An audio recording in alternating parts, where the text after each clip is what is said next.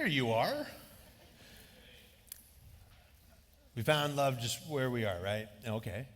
And you probably make a decision to say, hey, let's get married, right? Sometime you have to, at least one person has to say that, right? Like, it's good when both can get to that spot. Like if one person says, hey, will you marry me? But the other person says, right? That ain't happening, right? So you both have to get on the same page. Once you do, it's pretty amazing. And you stand before a preacher, probably, and you make some statements. You say some stuff. And oftentimes when I counsel a couple that's thinking about, hey, we're going to get married, one of the things I ask them is that in the vow, like in the ceremony, do you want me to use traditional vows, or are you going to sing them to each other? What are you going to do? Like, you need to think about this. And usually they never think about it. They don't like, hey, I'm not thinking about that. Because you're thinking about how much the photographer's going to cost. You're thinking about how much the catering's going to cost, how much the alcohol is going to cost. And you're thinking about how much the dress is going to cost and all this stuff, and you're thinking about that. But really what you probably need to do is think more about the vow thing. And a lot of times couples say now, hey, we're going to write our own. And it sounds wonderful, but usually it's not a vow. It's just a statement like, I love the way you make me laugh. That's not a vow, right? You complete me is also not a vow, right? And so there's all these statements that oftentimes couples make. But when we do use the traditional vows, they're very powerful. And it really is an incredible thing that we say. I, Mark, take you, Linda, to have and to hold from this day forward. For better, for worse, rich, for poor, sickness and health, to love and to cherish for the rest of my life. And Linda made me memorize those. Like, we were not going to repeat after me kind of stuff. Oftentimes when and it served me well because now I use them. But I always tell the couples that like if you're going to repeat after me, you need to turn and face each other. I don't want you repeating your vows of love to me. And no, right? And I always tell them, like, go and look at each other, repeat after me. We'll take it slow. You got this, right? So in sickness and in health is a powerful thing when we say to each other, I will love you through that stuff. In sickness and in health. That's an amazing, amazing statement. When we get all dressed up and we're wearing the tux and we're wearing the white dress thing, that we rarely think that we will have to deal with any of these things. I don't think I have to deal with any of this stuff. But how many of us have got sick on the honeymoon? Some of you did, right?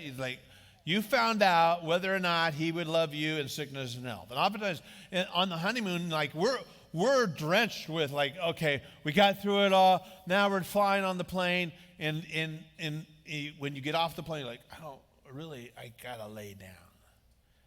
I don't feel very good. And all our defenses are down, and everything,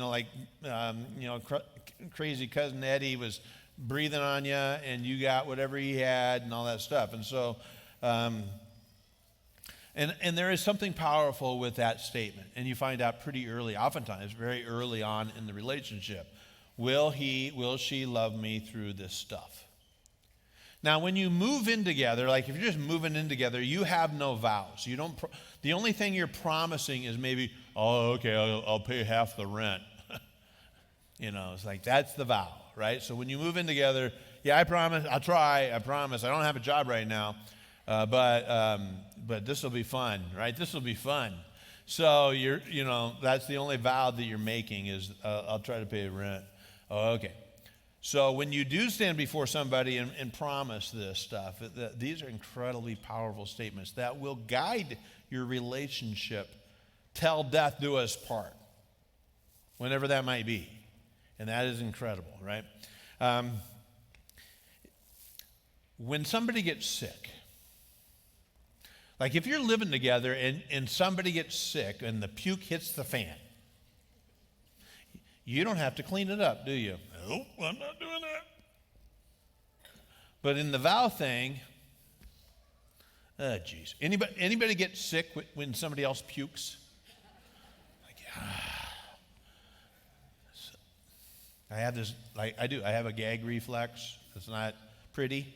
I'm not proud of it.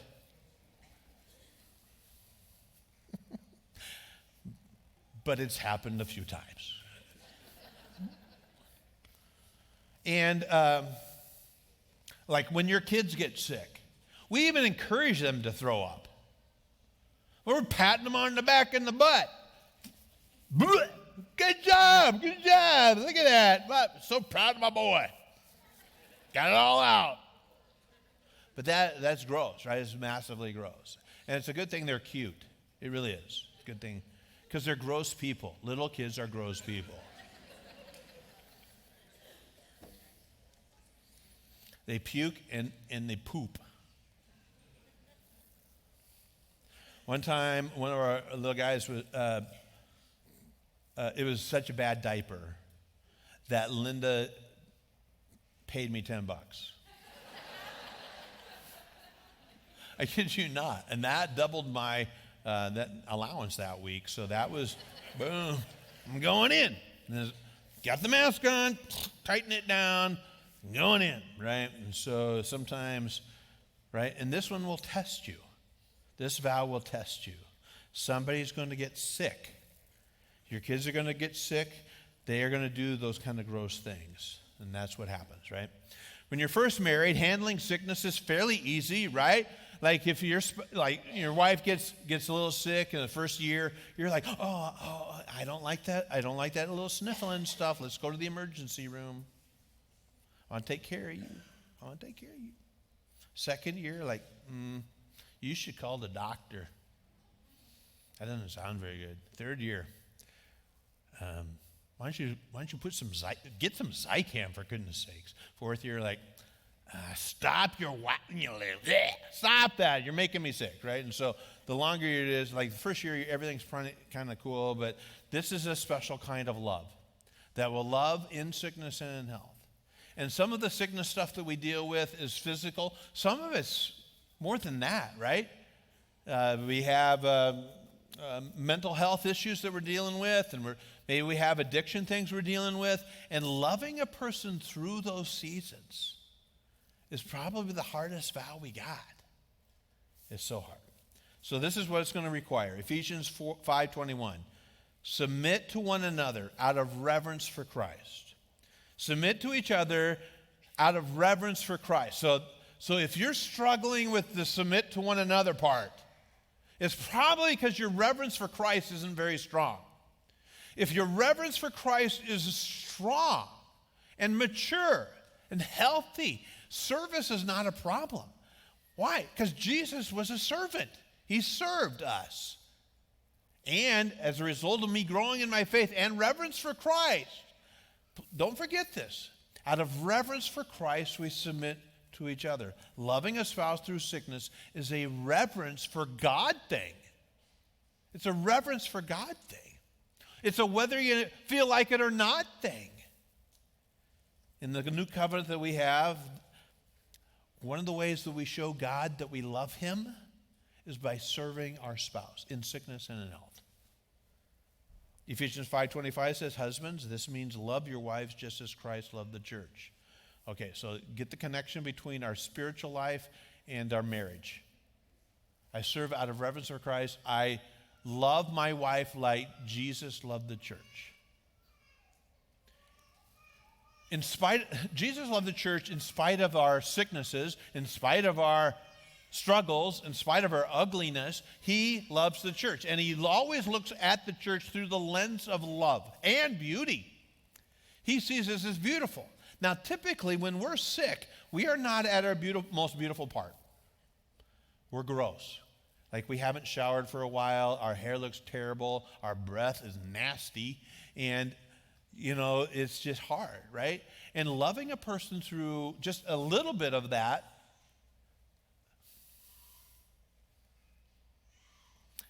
but when it's more difficult than that, when the word cancer gets whispered in a little room at the doctor's office, that becomes a really, like, how do we love through that? And we never think about that until those words happen. Will we be able to do that in sickness and in health? Ephesians 4:32 says, instead, be kind to each other.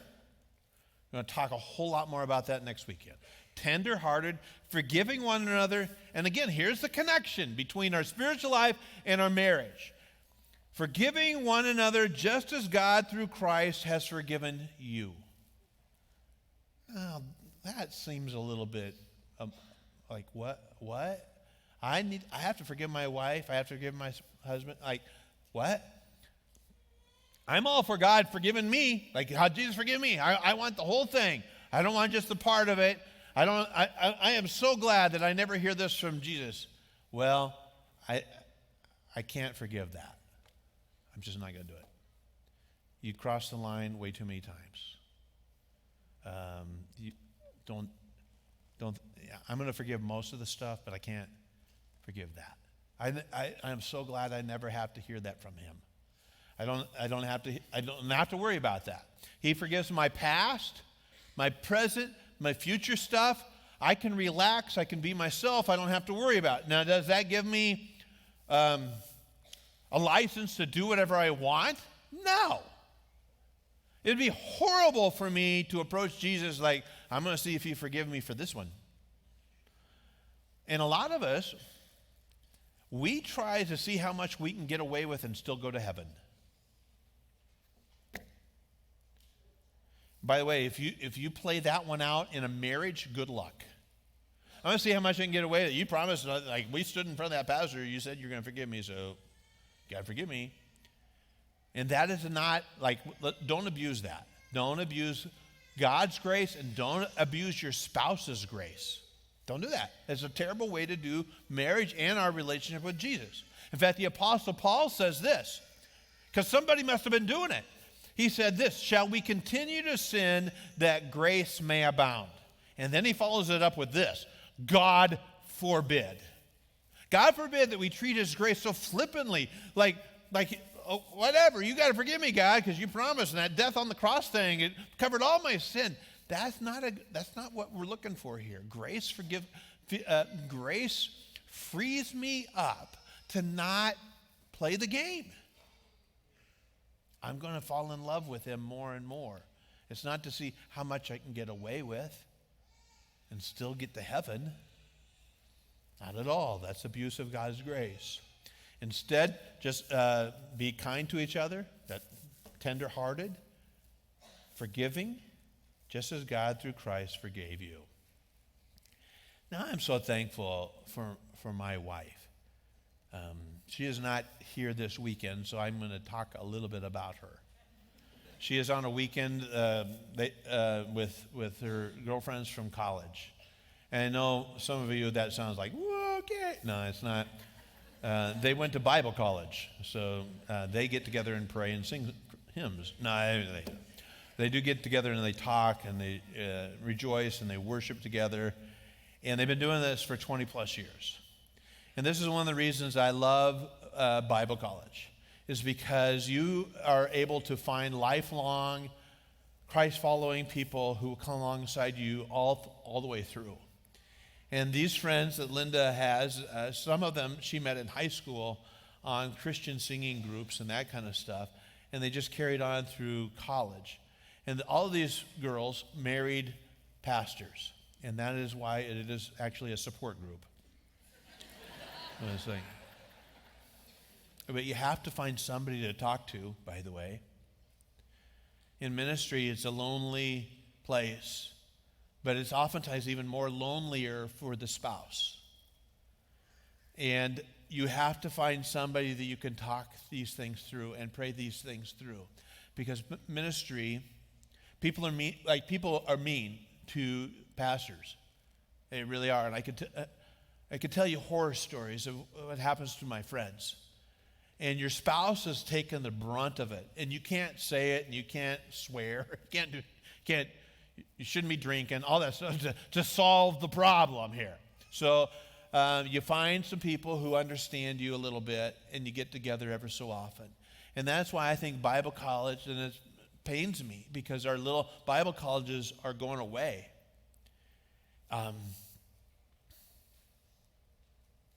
And I think one of the reasons that hurts my heart so much is that where are you going to find your lifelong friends who will walk through you when you get fired as a pastor, or when you're, your church is not going well and it's struggling, or you have to close things down, and so Linda has this group of friends, and some of their pastors are no longer in ministry things. They're it's kind of, we're aging out on that stuff, and some have chose other things, but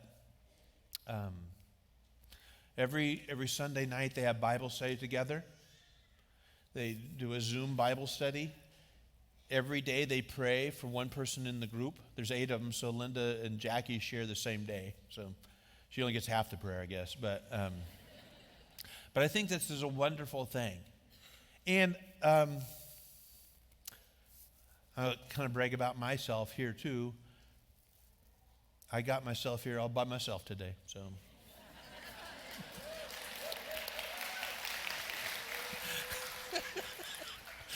Now, it's not like she did lay these clothes out for me, but it's like, and she's so subtle about it, like, oh, okay. She didn't even say nothing. Okay, all right.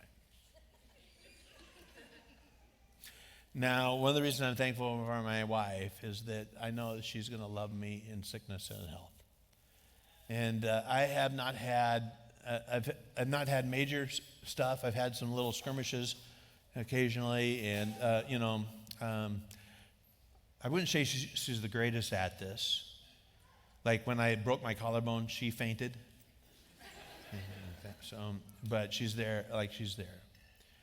And one of the reasons I know that she's there is because I watched her navigate very difficult health issues with her mom and dad.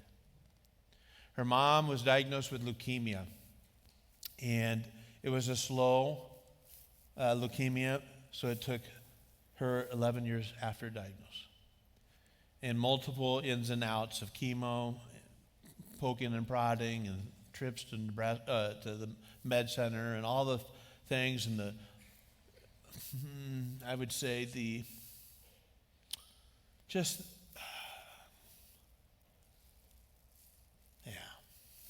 And Linda lovingly took care of her mom during lots of seasons with that. And that was lovely for her. And she prayed hard and was frustrated with God that he didn't heal her mom, who was a Christ-loving, mature, lovely person. And if anybody should have been healed, Marilyn should have been healed. But the answer was no. Dad got dementia. It was a terrible thing. A man who was healthy and smart and creative and musically talented. It just all went away. His memory, so sharp.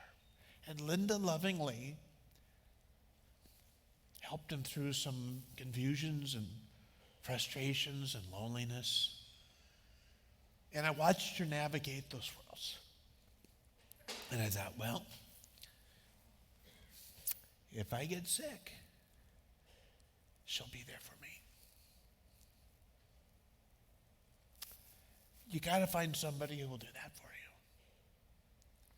Whether in the good times or in the bad times. Love is an action. It's always a choice. The choice of serving is a real thing. If you don't, it will create doubt and isolation in your relationship.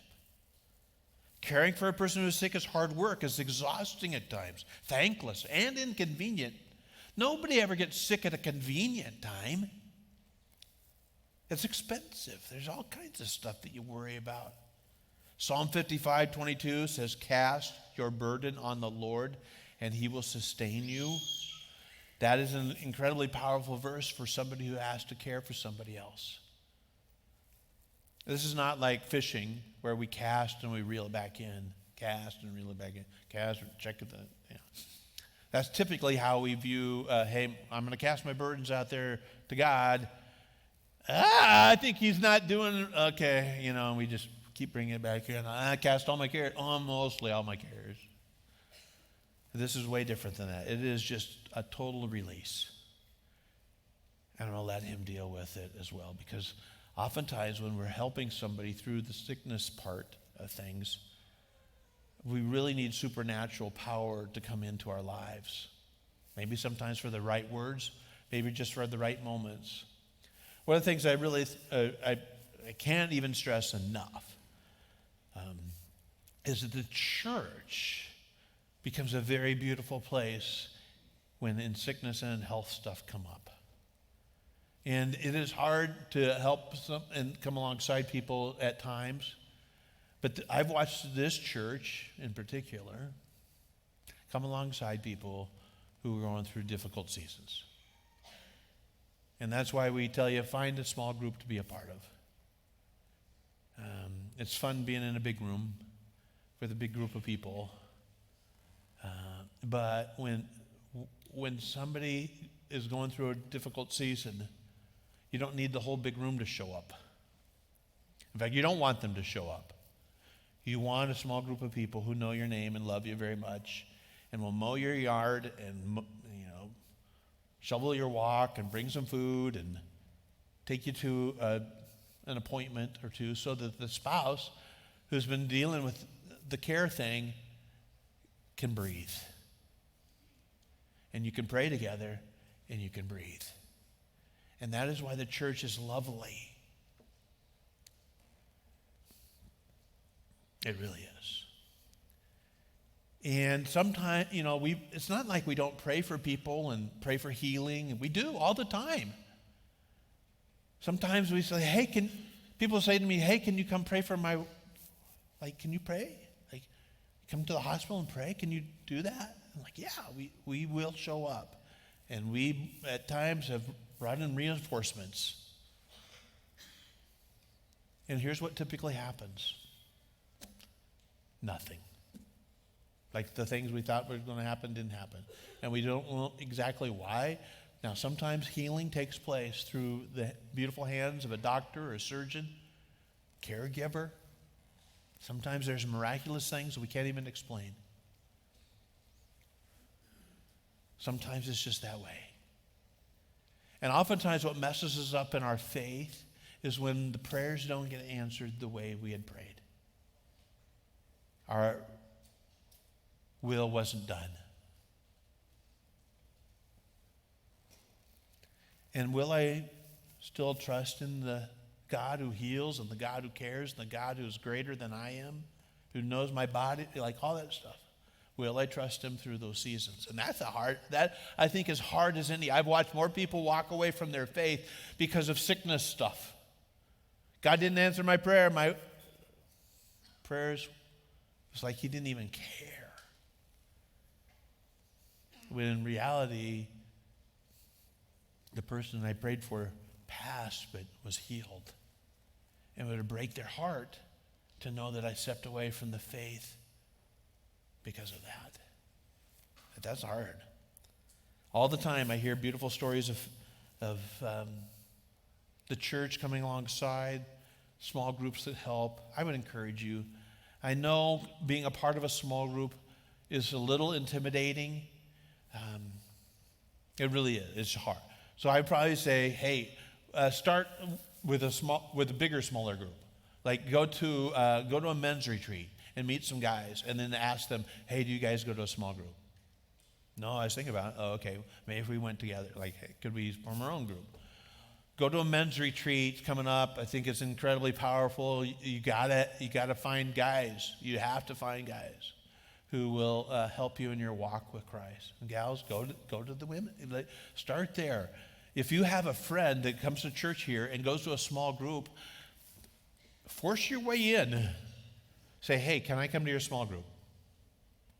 And if they tell you no, you let me know that. We have church discipline issues here.